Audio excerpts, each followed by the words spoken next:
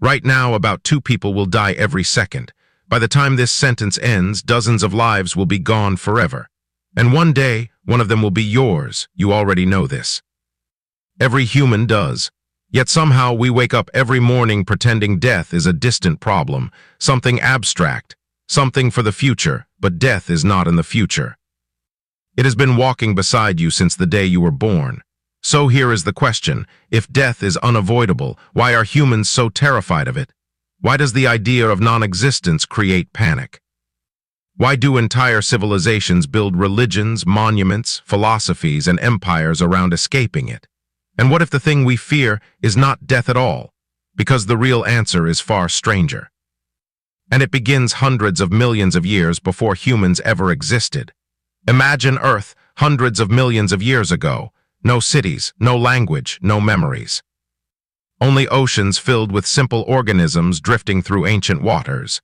These creatures had no dreams, no identity, no fear of death. Because they had something humans lost long ago, they had no self. Death only becomes terrifying when something realizes it exists. The first living organisms simply reacted, moved toward food. Avoid damage, reproduce, repeat. But evolution is ruthless. Survival favors prediction. Prediction requires awareness. Awareness slowly becomes consciousness. And consciousness creates something revolutionary. A mind that can imagine tomorrow. This changed everything. Because the moment an organism can imagine tomorrow, it can imagine losing it. And in that instant, fear of death is born, not from dying, from knowing. Humans are strange animals. We are built from ancient survival machinery, but running on impossible software. Your brain carries systems older than civilization, older than language, older than humanity itself. Deep inside your skull lives machinery designed for survival at all costs. Its job is simple: keep you alive. Avoid danger, protect the organism. It does not care about truth, it cares about continuation, yet evolution accidentally created something dangerous. Self-awareness. Humans became capable of observing themselves. You do not simply experience life. You know you are experiencing it, and that creates a terrifying paradox. You can imagine your own ending. No other known species appears to do this at our level. A gazelle flees lions, but it probably does not lie awake wondering whether existence has meaning. Humans do. Constantly, we imagine futures that do not exist. We replay pasts that are gone forever. And hidden inside this ability sits a ticking clock. The realization: I will die, not someday in theory. Me personally, this mind, this story, gone. The human brain was never designed to comfortably process this idea, so it fights back. Humans do something extraordinary. We deny death, not consciously. Systematically, civilizations are filled with immortality projects. Children, art, religion, achievements, legacy, empires, history books, stories, monuments, even social media. Many of these are attempts to leave pieces of ourselves behind, to whisper, I was here. Psychologists call this symbolic immortality. If the body dies, perhaps identity survives. Your name, your impact, your memory, your descendants, your work, maybe something continues. And this changes civilization itself. Why build cathedrals that take centuries? Why carve mountains? Why write books? Why chase greatness? Part of humanity has always been negotiating with death, trying to outsmart time, trying to become unforgettable, because being forgotten feels terrifyingly close to disappearing. But here is the twist: even immortality is not enough, because humans fear something deeper. Imagine tonight while sleeping you simply stop existing. No pain, no darkness, no awareness. No experience, nothing. Most people immediately recoil from this thought. But why? You were already non-existent before birth for billions of years. That did not hurt. So why fear returning there? Because humans rarely fear death itself. We fear separation.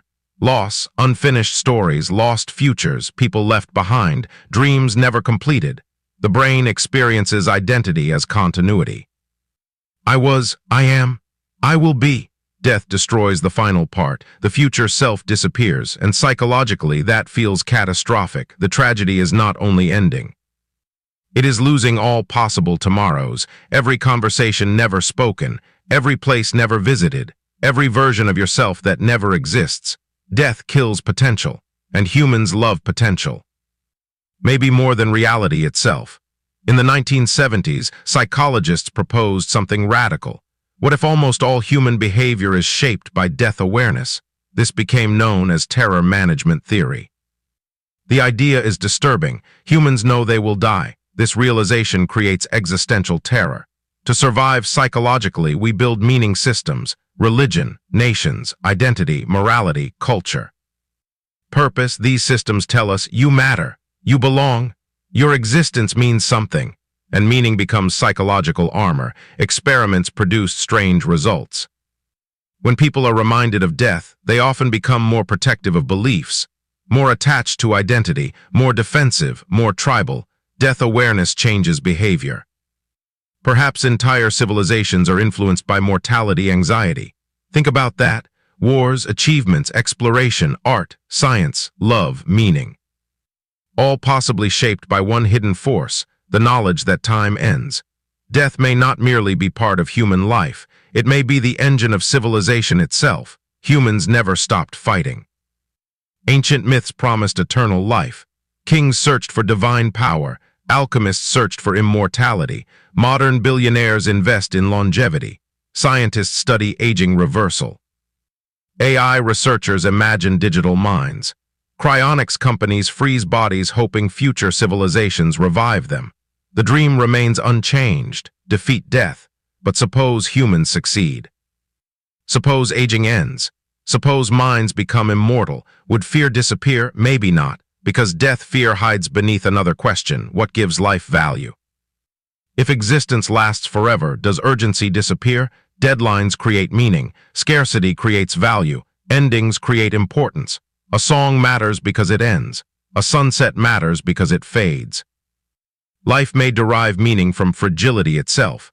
Mortality hurts, but perhaps immortality changes us into something unrecognizable. Thousands of years ago, philosophers noticed something strange.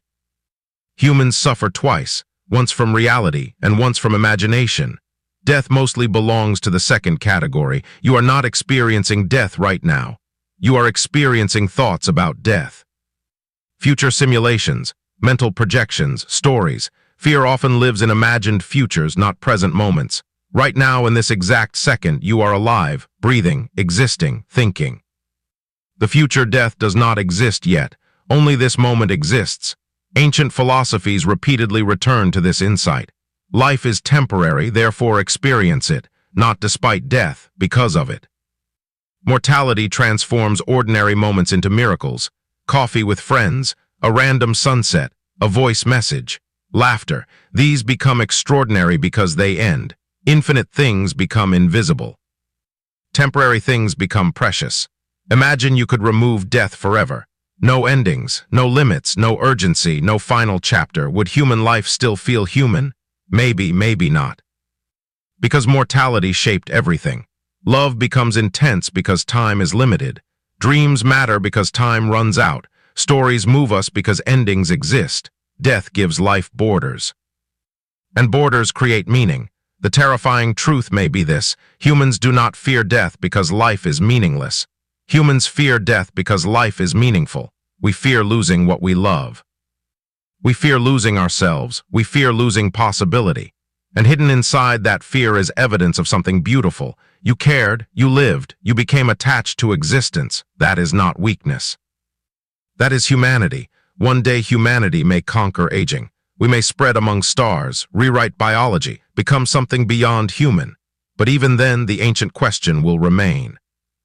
What makes existence valuable? Perhaps the answer was always here. Life matters because it ends.